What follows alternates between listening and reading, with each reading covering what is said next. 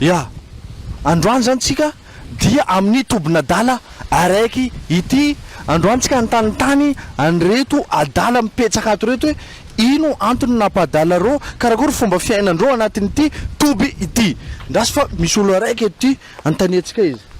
Salama Ramse. Salama anao mbola tsara.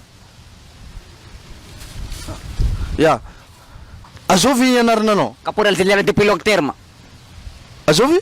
Caporal général depuis long terme. Ya ino antony napahadalanao caporal tsy haiko ino?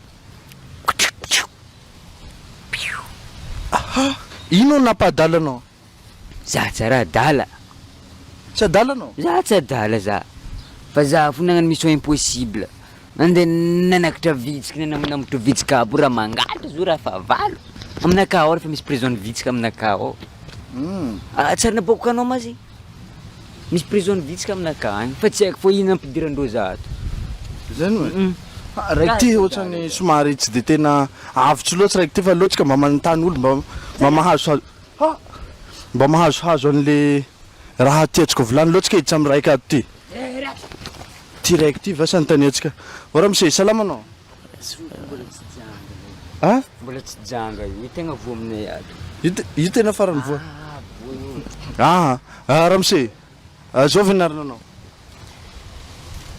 Jesosy Kristy. Azovy? Jesosy Kristy. Jesosy Kristy tsy azo. Jesosy Kristy za, Jesosy Kristy. Za le olo vavanareo tombotomponareo isan'andro e. Reniko aby afatra anareo mitaraigny ino. Fa yaha tsy elo avy, tsy elo ava, tsy ela, ela sisa tavela.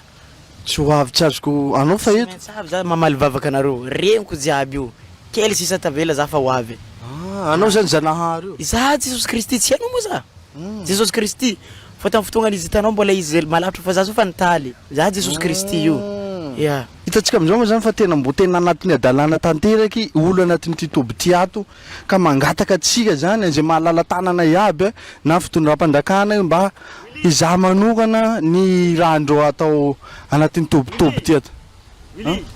Ino ataonao eto man? Sa manao interview.